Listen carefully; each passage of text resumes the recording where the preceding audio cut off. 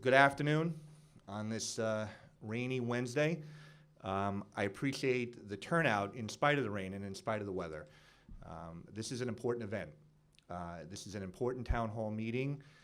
I'm joined here by Dr. Ken Davis, who's the president and CEO of the Mount Sinai Health System, and by Dr. Dennis Charney, who's the dean of the Mount Sinai Medical School.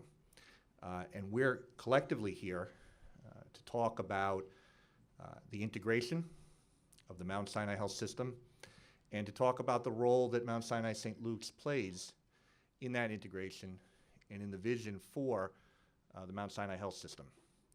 I have a few prepared remarks that I will make, and then when I'm done, I'm going to open it up for question and discussion.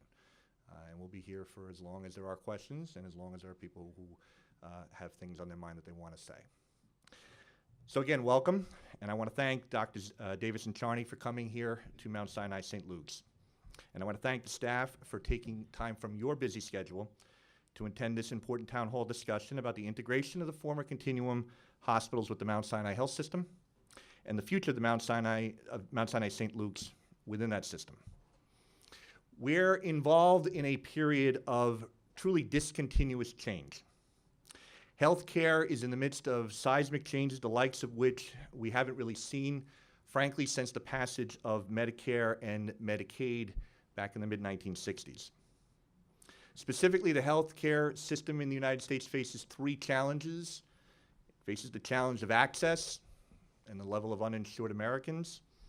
It faces the challenge of cost, and it faces the challenge of providing high-quality care given the amount of money that we spend as a delivery system. There have been dramatic changes that have occurred over the last several years to address these challenges, from the passage of the Affordable Care Act and the change in the way payers are starting to compensate hospitals and providers for the care that we provide, moving from paying us for the services we render to moving to paying us for quality and to maintain a reduced cost. Yet, we live today in what the American Hospital Association calls the gap. The world between one where payments are made on the basis of volume and one where payments are made on the basis of value. All right, we're in that gap.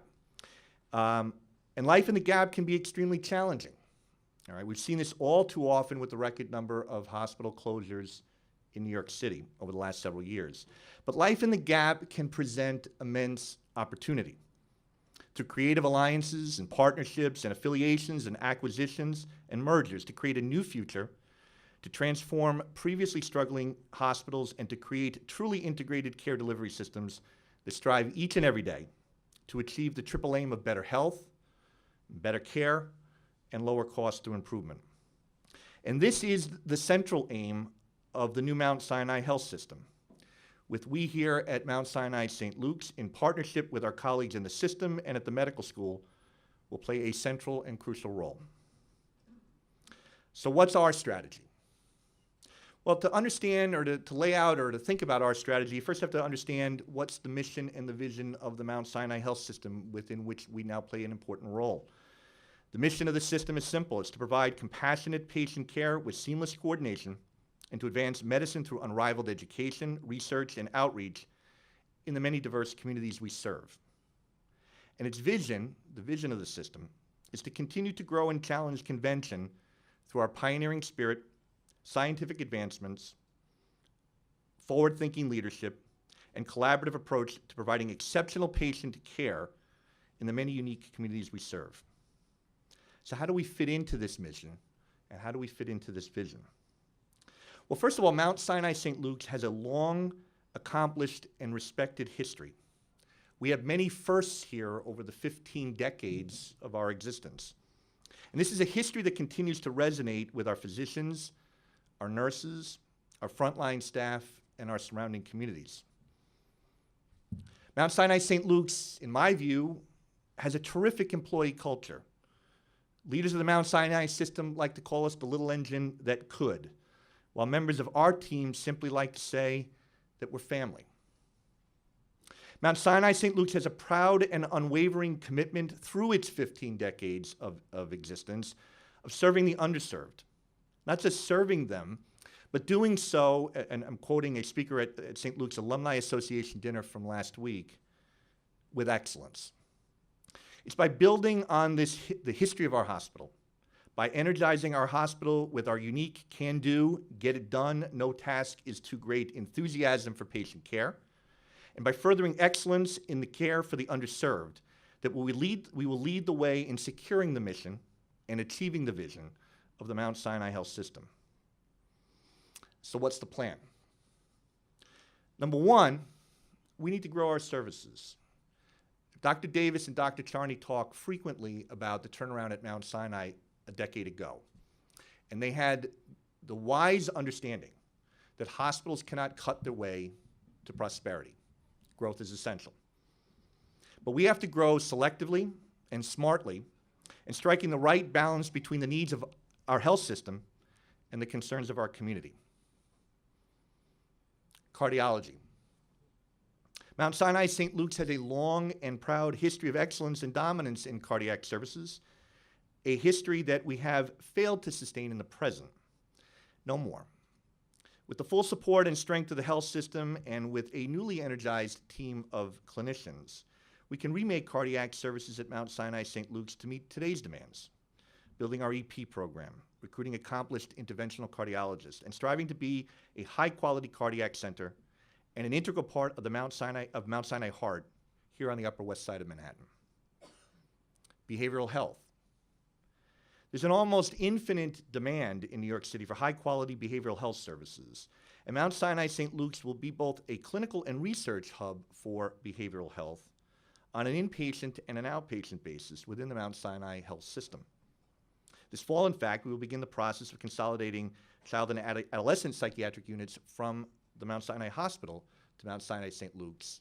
And as recently as this morning, we were discussing further opportunities for growth within the service line. Emergency services. Mount Sinai St. Luke's, as you all know, has one of the most active emergency departments anywhere in the country.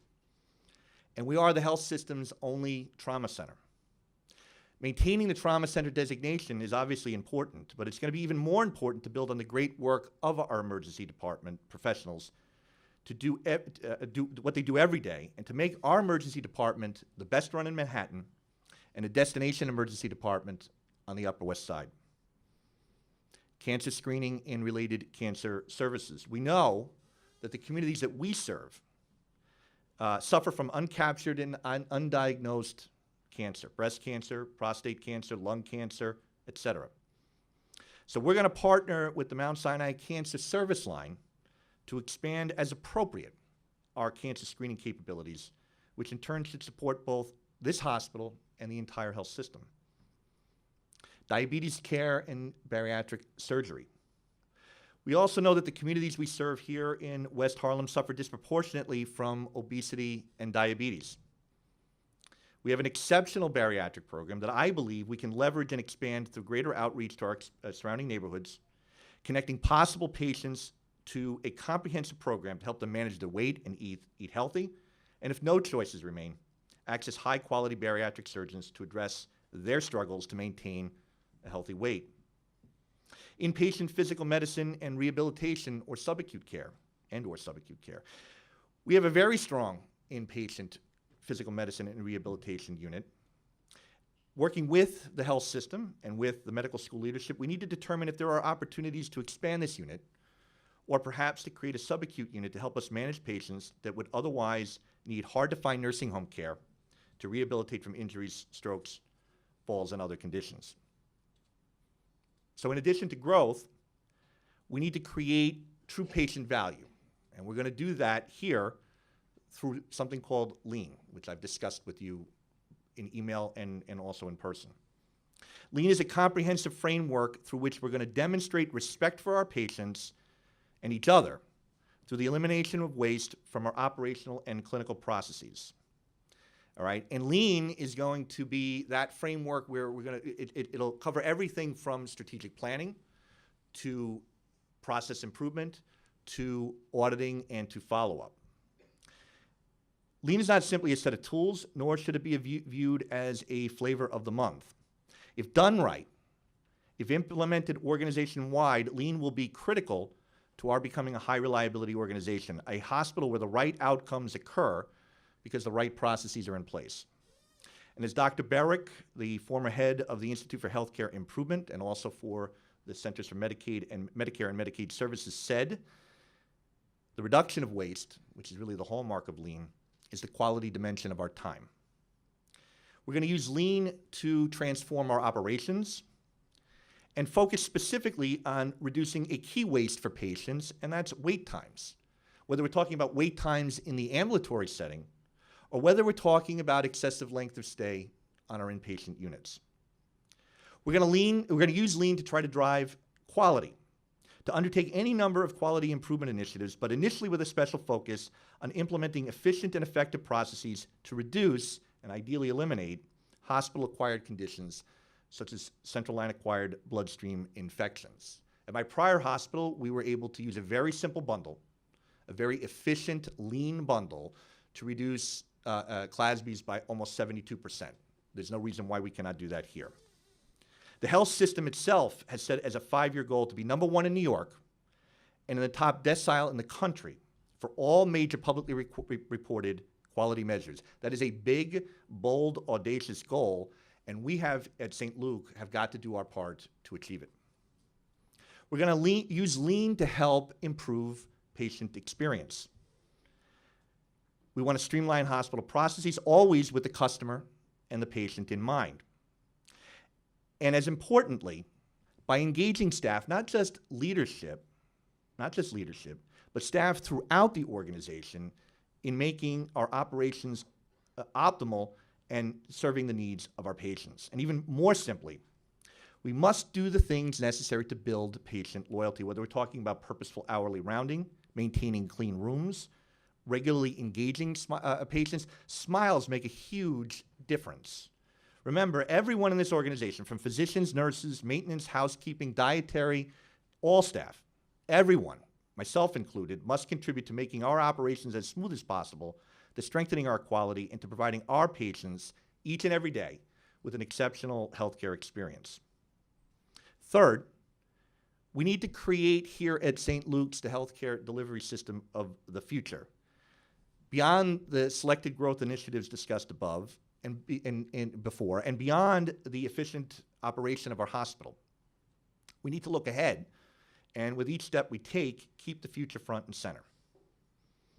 So 5 years from now, Mount Sinai St. Luke's is not only going to have to serve its traditional communities, but we're going to have new and emerging communities to serve as well. Many of these residents occupying the apartments and the condominiums that are being built in the surrounding neighborhoods right next door, in fact, at an amazing clip. 5 years from now, Mount Sinai St. Luke's, with the rest of the Mount Sinai Health System, will also have to make the transition from its reliance on payments based on volume to payments based on value, where we have to demonstrate day in and day out high quality and that we can do the service for low cost. So to these ends, Mount Sinai St. Luke's, we're going to have to reconfigure this hospital. We need a smaller footprint.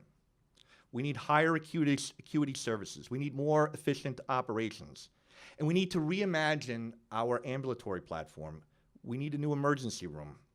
We want a medical mall for our outpatient services, urgent care as an alternative to avoidable emergency room visits, and a robust interconnected network of primary care practices supporting this hospital and helping the hospital manage the care of its patient populations. To make this future possible, the Mount Sinai Health System and Mount Sinai St. Luke's are in the process of looking at our options with respect to land use. We have a number of buildings on this campus that are underutilized, and we're looking at what we can get in return for the sale of one or more of those buildings that we can then reinvest, and the commitment is to reinvest the proceeds from those sales into this hospital to reimagine and remake this hospital so that it succeeds in the future. The next steps. I have to, because every time I have a meeting like this, I'm approached. I've been approached by the head of the medical staff. I've been approached by others that I have to dispel the rumors that we're going to close. If we're going to close, I really made a really bad career decision by coming here. and I just wasted a lot of your time. The reality is we're not closing. Dr. Davis and Dr. Charney would not be here today if that were the plan. The plan is just the opposite, okay? I hope the vision that I've begun to sketch for Mount Sinai St. Luke's demonstrates once and for all that these rumors are just that, they're unfounded speculation. The success of Mount Sinai St. Luke's is really critical to the success of the Mount Sinai Health System. Again, at the alumni dinner that I attended last week, one of the speakers described the, quote, perception of the potential of Mount Sinai St. Luke's. Perception of the potential. Now look, we all know we have challenges. We live them each and every day. I get the financial statements every month, and I cringe when I look at them. They're tough. All right, we have work to do. All right, we have losses to turn around. We need to contribute our fair share to the overall prosperity of the Mount Sinai Health System. We have our work cut out for us. But I really believe that if we can fill in the strategic plan that I've essentially sketched, if we can implement lean throughout this hospital, and if we can begin to build the Mount Sinai St. Luke's of the future, working hand in hand, side by side with the Mount Sinai Health System, I believe we will succeed. So beginning this June, I'm going to lead an effort with a number of my team members, and I talked about this in my first email to all of you, to work with administrative leadership in each of the clinical departments to develop strategies to close our budgetary shortfalls, for growth, for improvement in our operations, quality, and patient experience, and for strategic repositioning to build the hospital in the future. And this effort will be informed by and help to inform the strategic planning at the Mount Sinai Health System level. And when we succeed, the perception of our potential will become reality. And our potential as a hospital with a history dating back to the 19th century, will finally and fully be fulfilled. Thank you.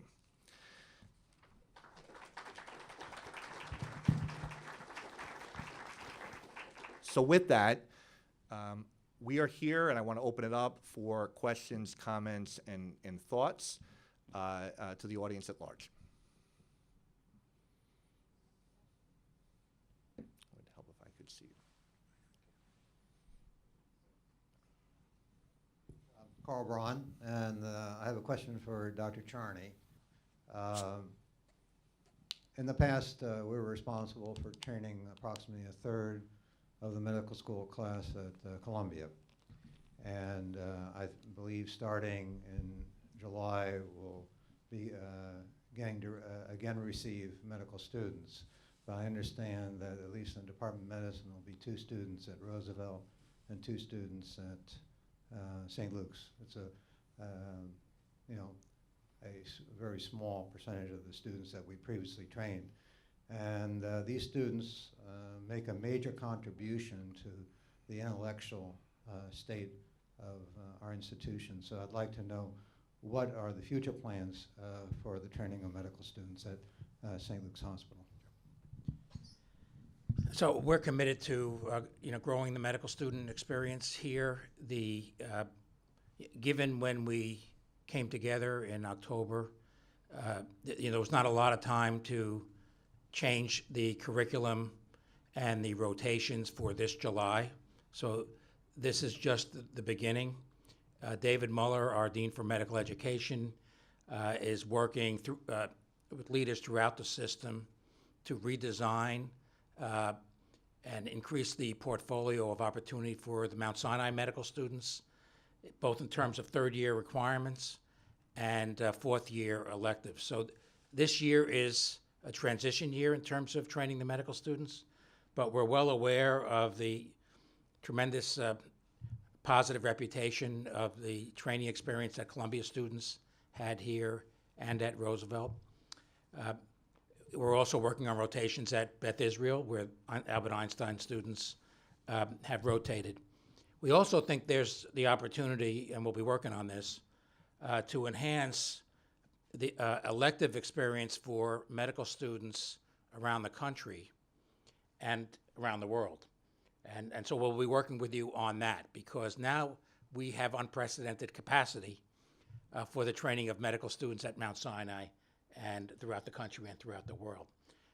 This will also be a financial opportunity because many top medical schools around the world highly value a training experience in Manhattan. And so we think that here at St. Luke's, at Roosevelt, at BI, as well as Mount Sinai Hospital, this will be a destination globally for the medical student experience. But you have to be a little patient because this year is a transition year. But we're very committed to having you be an important part of our training faculty.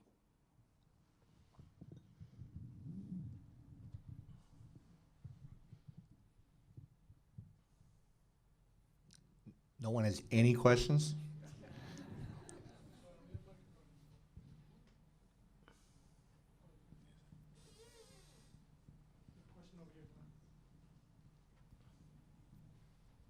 Yes, in reference to your ambulatory care facility, do you have any plans on expanding the Mount Sinai ambulatory care facilities here on the west side? So in my remarks, what I had indicated is that the leadership of the Mount Sinai Health System, Dr. Davis, Dr. Charney, have made it very clear that to the extent that there are resources made available from the sale of one or more of buildings that are underutilized or underutilized here on this campus, that those funds would be made available to us to essentially reimagine this hospital. And growing and building out an ambulatory presence is really key to the future of this hospital, and it's the direction that healthcare is going. And I think our expectation is that that ambulatory practice would look and feel and operate as it would if it were run by Mount Sinai proper. Now, there's the whole point is, in the end, there's no distinction between the various other hospitals within the Mount Sinai system and Mount Sinai proper. We're all going to be one system. So we have work to do to elevate our game, but in the end, it's all to feed the system and to support the system as a whole. So I think the expectation is we would be working with Mount Sinai hand in hand to build out our ambulatory platform if the resources are made available. I just want to comment on something that Art said about the sale of the buildings. There are infrastructure needs on this campus that have been neglected for a long time. Boilers have to be replaced. We have to make an investment in the IT platform. The emergency generators have to be replaced. Sterile supply has to be upgraded. It's a lot of money that is from defrayed depreciation that we have to put into the physical plant. And we will. But that means, depending on the extent of the proceeds, I can't promise that what you're going to see is a robust, big built ambulatory building. I think what you should count on is that we'll fix the place, and we really want to upgrade the ED. And may I just simply add to that there's spending a lot of money building, and then there's being smart in building. And I think the key here is, with whatever proceeds are available, to really think about where the future of this institution lies and then direct the dollars there. And we'll figure out, as Dr. Davis indicated, with whatever money is available, how to direct the dollars to the way to position this hospital best on a prospective, future-looking basis. But all the dollars will stay here.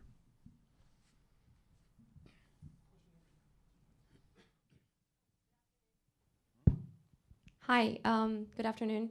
I work for a department where part of our department is based in Scrimsor 1. I'm wondering if you have any updates on the building site for Scrimsor 1. I know it's been put on the market, but I don't know what the updates are from that. And my second question is more general as to if you could speak to professional development opportunities during this transition period. Any words that you can speak to related to promotions, abilities to participate in professional development activities like conferences, exchanges, and so on. Thank you. So I just want to correct one thing that you said. None of the buildings as of yet, no building on the campus as of yet is on the market. We are in the process of analyzing our options and having a series of initial conversations. So it's a little premature, but that's the plan. I mean, there's no doubt that that's the plan. And clearly, the building that you identified is one of the buildings that we're thinking about.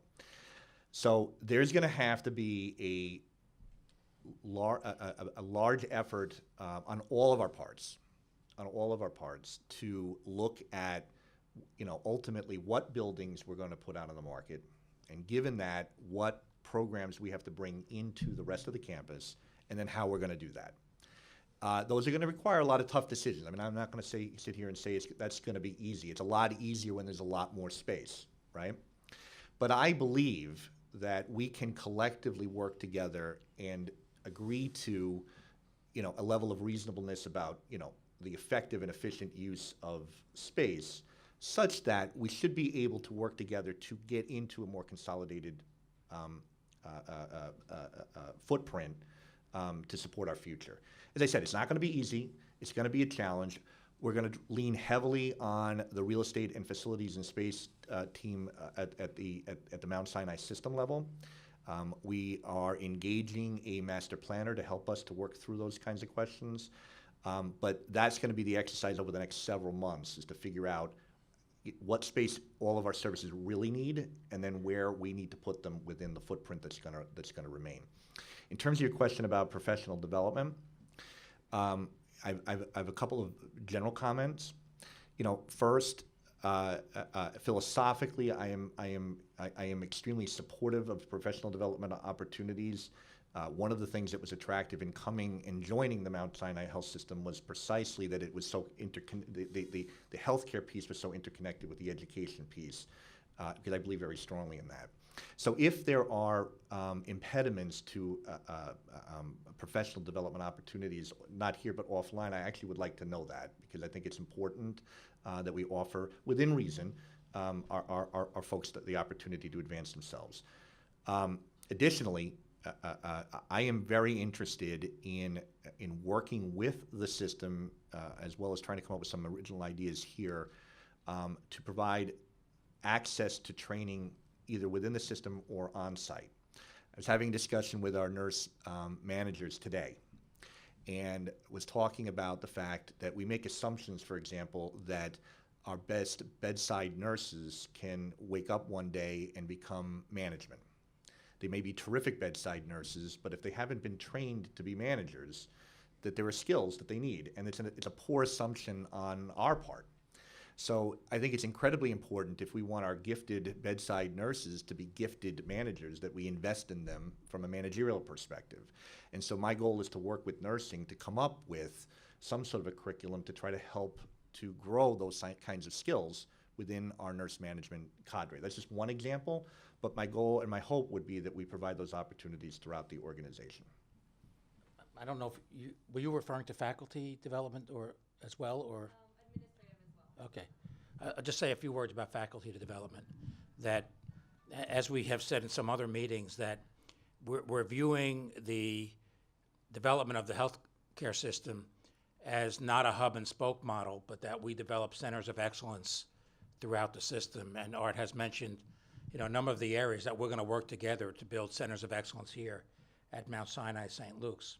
What that also means is that, we are in the process of bringing the faculty who have been faculty at Columbia onto the Mount Sinai faculty. And this is not viewed by me and other leaders of the school as a distant affiliation, but that you are as much of a faculty member in our school, no matter where you're located, whether you're at Mount Sinai Hospital, St. Luke's, Roosevelt, BI, et cetera. So we want to acquaint you with what is available in the school, from not only an educational point of view, but from a research perspective.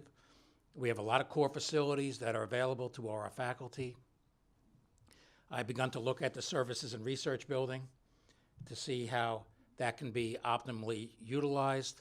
We're beginning to work on what kinds of research should take place here that would fit the mission of the hospital as the strategic plan is developed. So I look forward to working with many of you and welcoming you to the school.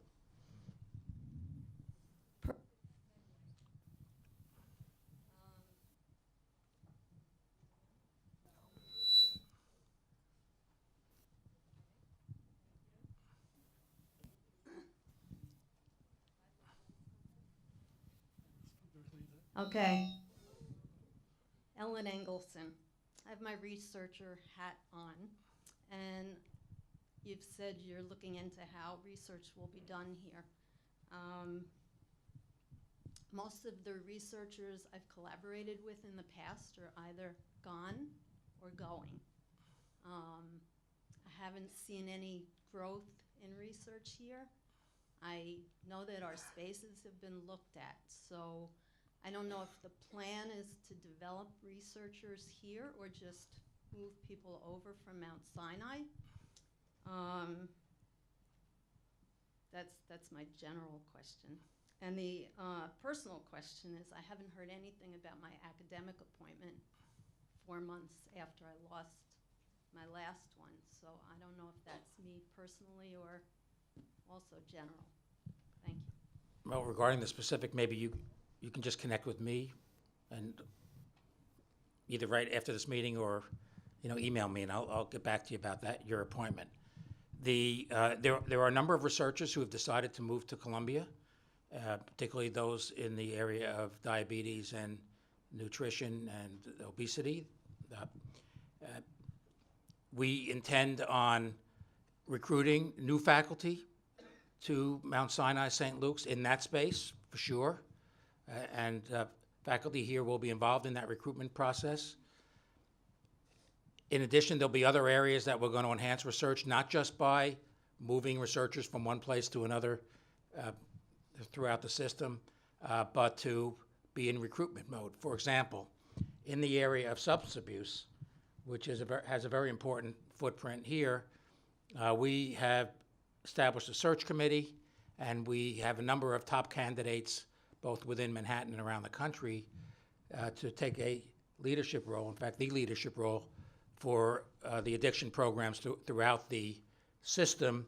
And that person, I suspect, will be located here much of the time. So this is in process to build the research programs here through recruitments, through enhancing research already that has been done here, as well as having some of our faculty that have been based at Mount Sinai come over here. We're also looking at the services and research space from the perspective of entrepreneurship, company formation. We've looked at the space, and we have several initiatives at Mount Sinai that we think can possibly also be located here in the area of genomics and molecular pathology as we work to develop new molecular tests and to be a hub in genomic research, and particularly as we move genomics to the bedside. The school has invested well over $100 million in genomics. So we're one of the top genomic centers in the United States right now. And we view the healthcare system as essentially a laboratory to take findings related to new genes that place patients at risk, genes that tell us how to treat patients, and to move that to every corner of the health system. So a lot to come in the future. But get a hold of me about your particular appointment. I want to add a point about timelines. If you look at the history of any merger, whether it's corporate or whether it's the kind that we're doing here, large hospital systems coming together, there is a period, the first 6 months to a year, in which those people who feel uncomfortable and want to leave. It's easy to leave. It's harder to replace. We're very diligent and deliberative about who we recruit and how we recruit. And when we recruit researchers, it's a particularly long process. We look for funded investigators where when we make the investment in those investigators, they bring a team. They have a long history of being funded. They've been mentors. They're the appropriate age to make an investment in. And, we do it very well. If you look at the history of our medical school over the last 10 years, the growth in our NIH ranking has been extraordinary. Last year, when there was sequestration, we were one of the few places that still had a growth in our grant portfolio. So we're good at this, but we're deliberative at this. So don't be demoralized if tomorrow somebody doesn't show up who is a bona fide researcher who's sitting in the laboratory doing something. It takes us time, and it'll be much easier for people who are uncomfortable, as is inevitable when cultures come together like this, that they leave. Just be patient. And the only thing that I would add is that in conversations specifically with Dean Charney,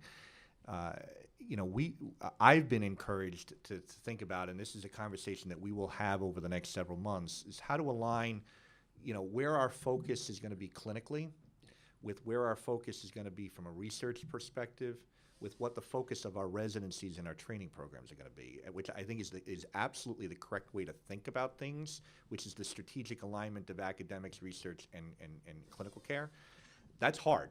And that too takes time, but that's going to be part of the conversation that we're all going to have, because I think that's also critically important for the future of the organization. And as Arthur said, as Arthur spelled out at the beginning, we've got a lot of work to do, and we have to prioritize that work.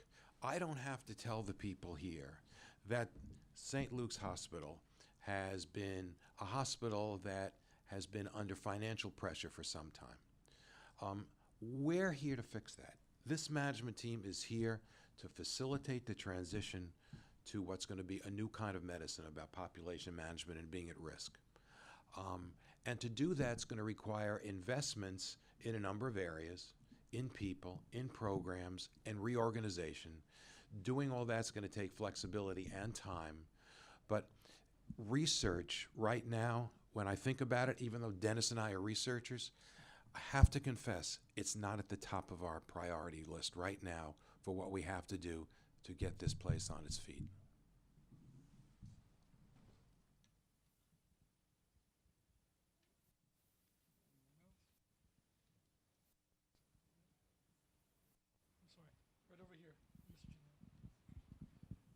Good evening. In the area of pay scales, there's a rumor going around in an effort to equalize pay scales in the area of physician assistants and support staff, that there are going to be salary cuts in those areas. Is there any truth to that? That's not a rumor that I've heard, and nor is it anything or any discussion within which I participated. Certainly, and we can speak offline so that I get your name. I want to make sure that if there's even a scintilla of truth, that I would get back to you. But it's not a conversation or discussion or anything that I've been party to or heard about. But it and this really doesn't affect this campus. But there are physician practices that have large ancillary staffs and have not been that productive within the entire system. And there are outside consultants who are giving us benchmarks as to how many NPs there should be, how many PAs there should be in a practice, given how much volume there is. So what we're going to be trying to do, and so far as I know it has minimally affected St. Luke's, if at all, is that we're right-sizing some practices.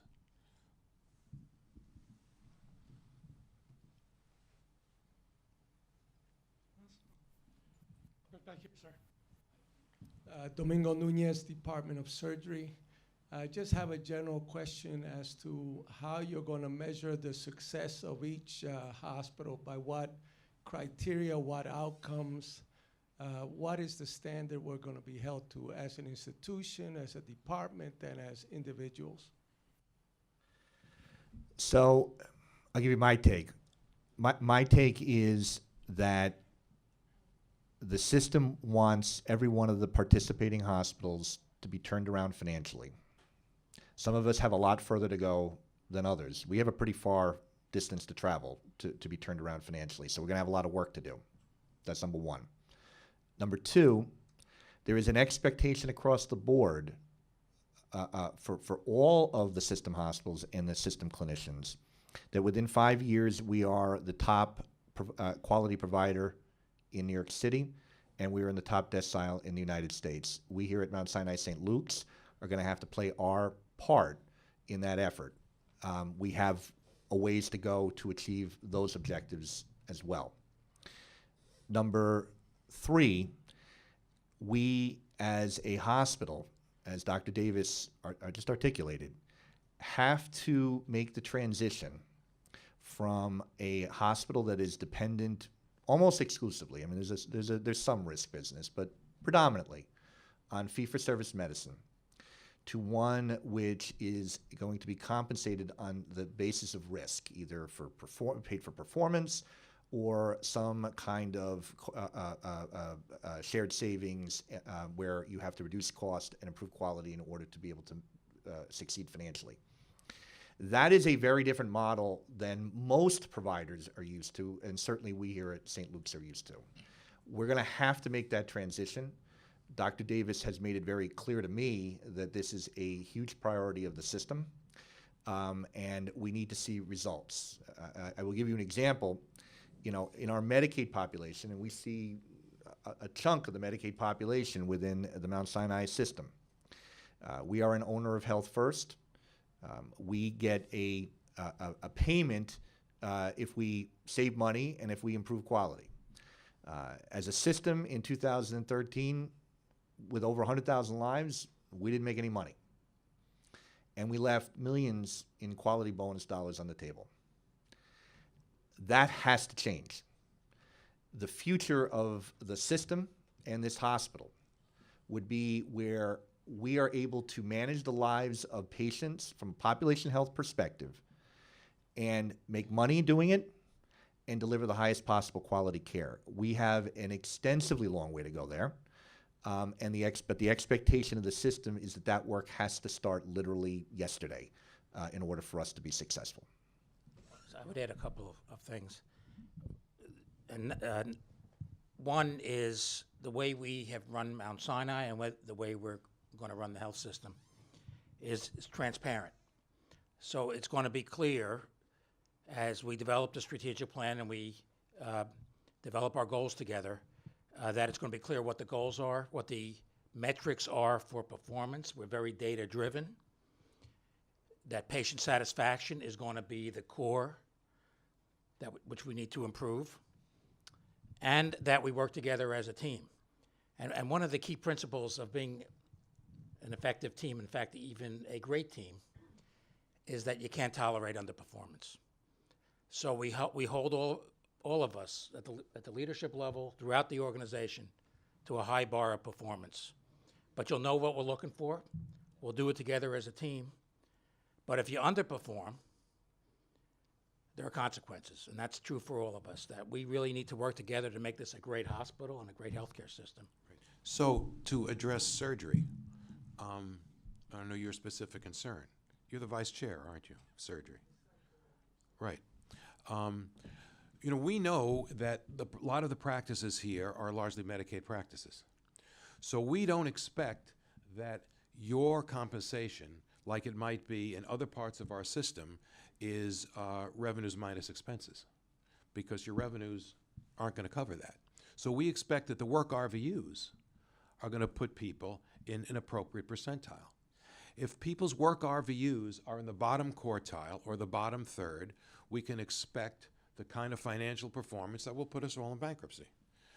So everybody's responsibility is to make sure that their work RVUs are at the level that's appropriate for what we need to survive and treat the community that we live in and sustain this hospital.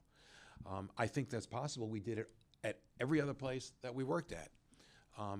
We've certainly had bigger problems at Mount Sinai than we had here 10 years ago, but we expect a certain level of productivity and quality.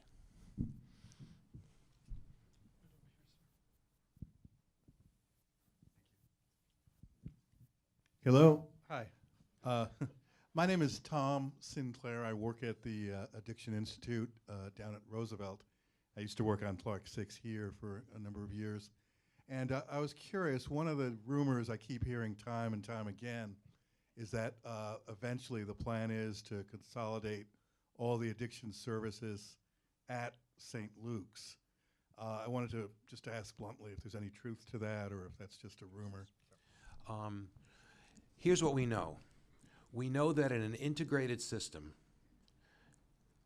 savings come from consolidating programs in single places, or because we have to serve where many of the hospitals, all of Manhattan and some parts of Brooklyn, we just have to think carefully about, can we afford to have parallel services in places that are just a few miles apart? Obviously, we can't have all the services that we have at Mount Sinai, at St. Luke's, and at Roosevelt. That's just an equation for failure. So I don't know down the road whether there'll be all the addiction services in this hospital or not. I don't know whether that's going to be the best thing for the system. But we should be open to the possibility that it could happen. And other things could happen that will consolidate services in order to make sure that we can continue to serve our communities and be viable. And I only want to add to that and emphasize actually a point that Dr. Davis made, which is that, you know, we all have our interests and our desires, and we think this should be here and that should be there, or, you know, the inclination that services, you know, we have full service hospitals everywhere. And as Dr. Davis indicated, the whole reason we're a system is to not have that. Okay, is to have centers of excellence within the system where certain hospitals do certain things and other hospitals do other things. So I think key to successful strategic planning on our part and on the part of the Mount Sinai Health System is that everything is on the table. Everything is on the table for discussion because we have to come up with the right mix, the optimal plan in order to be maximally successful. For instance, And I would say with, you know, the addiction services, we're in the process of developing a strategic plan. We do know a couple of things, that in comparison to other parts of the country, we've got way too many inpatient beds devoted to addiction. We don't have enough ambulatory care programs devoted to addiction to keep such patients out of the hospital. So we'll figure out, you know, where's the best place to do inpatient substance abuse care and how to meet the various communities that we now have to serve in terms of outpatient programs.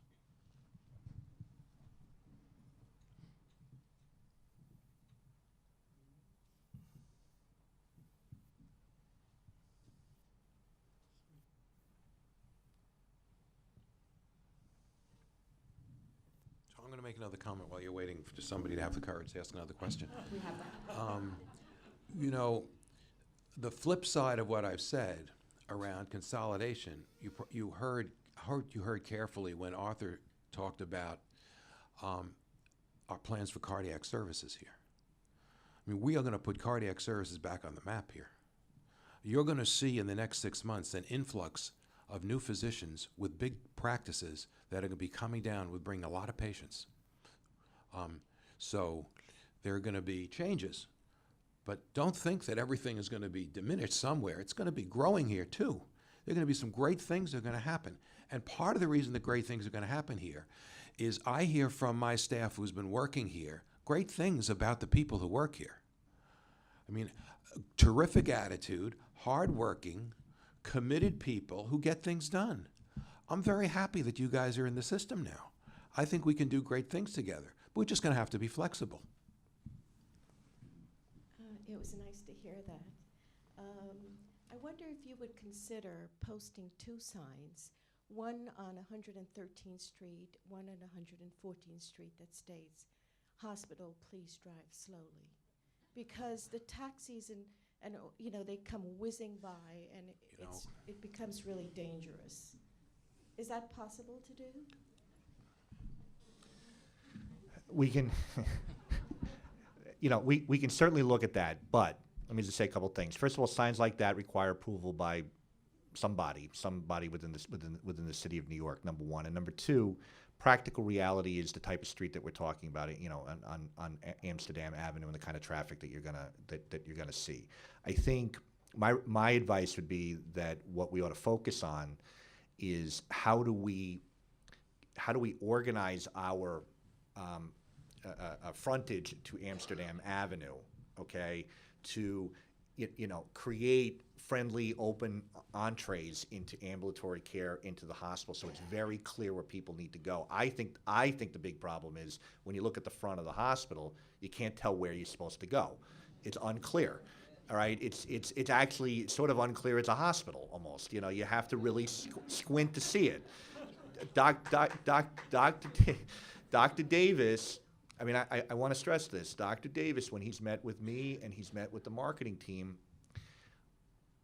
has talked about any number of things relative to St. Luke's, but one of his top emphases is precisely that. How do we create visibility and a presence and an image on Amsterdam Avenue that's going to entice people to come in and to see this hospital differently? We want people to not see this hospital as an adjunct of I come from a public hospital, but we don't want to see people to see it as an adjunct of the Health and Hospitals Corporation. We don't want people to see this as a public hospital. If you talk to a lot of people in the community, they think it's a public hospital. We need to change that impression. That's one of the ways to change that impression. And I think if we do that, then you'll start to change at least pedestrian traffic patterns in a way that becomes more manageable. So I appreciate your question that you asked it. But the point, when we think about signage, we think about finding the place. You know, what are we going to do to really upgrade the entryway so people can recognize this?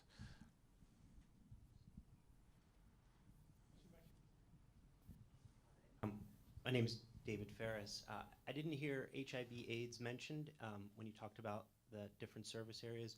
We have about 3,000 outpatients based here, lives under management. We do about 700 discharges a year in HIV just here at St. Luke's.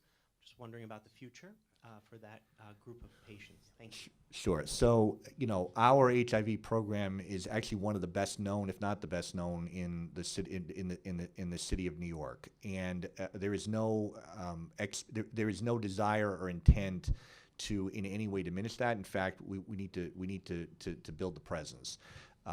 That would be part of, you know, HIV/AIDS, as you know, is now a chronic disease. As a chronic disease, it's managed more on the ambulatory setting than on the inpatient setting. In being managed on the ambulatory setting, that becomes part of how we think about our ambulatory platform and how we think about the services we're going to be providing in the future on an ambulatory basis. Right, and that is an area that we are going to enhance research. So we, here and throughout the system, we think that we're now, as a system, responsible for more HIV patients than any other health system in the United States. We recently recruited Judy Aberg from NYU to be Division Chief of Infectious Disease for the system. And as you know, she's a HIV expert, and as part of her package, she now has the ability to recruit other researchers in HIV, which will definitely impact here. So hopefully you'll interface with her, and we know that HIV here is a gem, and we want to make it better.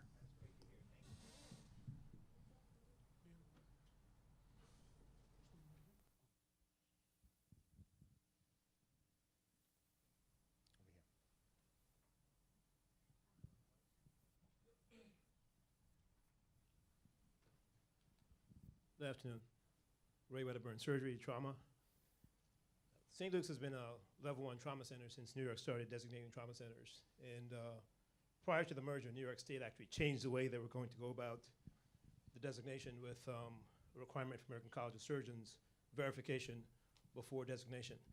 In the process of doing that, I think there was a lot of, and in conjunction with the merger, there were a lot of rumors going around, including the notion that we were going to be sort of downgrading trauma services at St. Luke's, which in order to be a trauma center in the ACS system, being a level 2 is what we would qualify based on the number of admissions and some research requirements.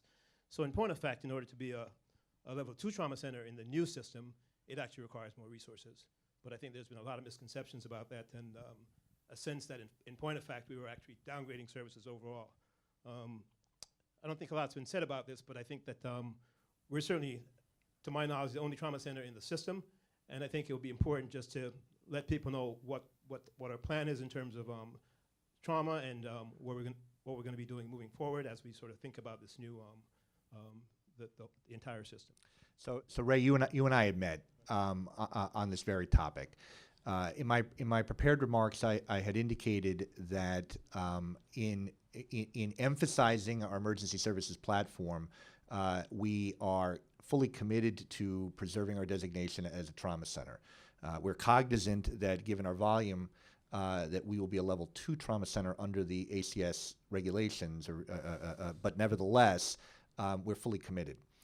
To that end, as you know, we've got a meeting set up with system surgical leads as well as site surgical leads and yourself to go over the gap analysis that Deb has put together between where we are today and where we need to be in order to meet the requirements under the ACS. In my various conversations with Dr. Davis, it has been made clear that this is important, and we will close that gap and secure that designation. And that's part of the reason we want to enhance and rebuild the ED. So we want to enhance its processes now with Carl Ramsey's help, and then we ultimately want to find the resources to make it a better ED so that we can bring more trauma cases here, and EMS will bring more trauma cases here. I believe we have time for one last question.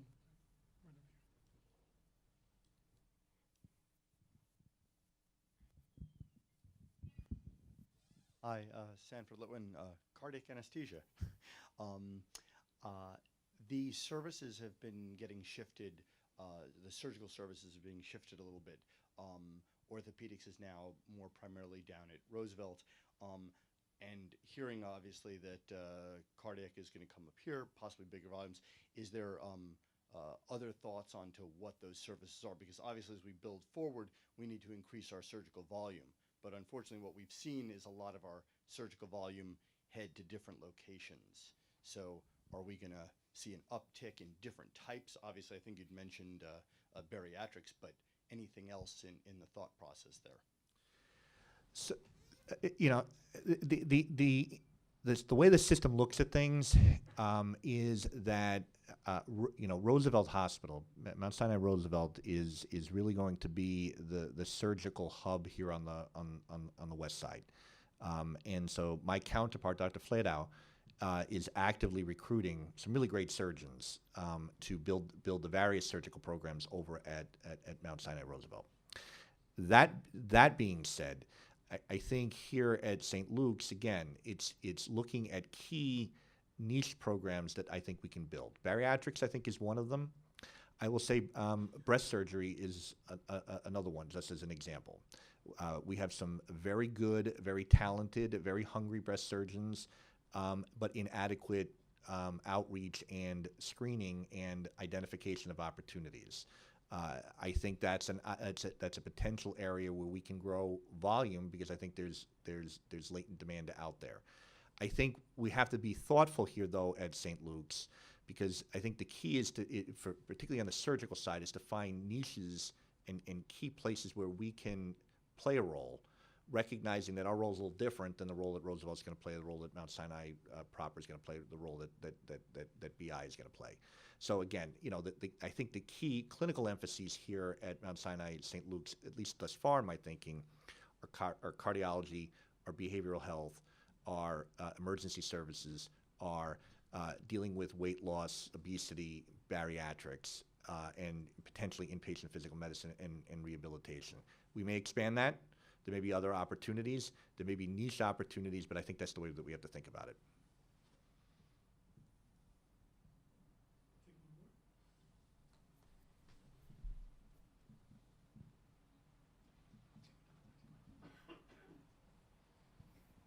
Hello, I am a 1199 union member, and I just wanted to know how would my benefits be affected by the merge?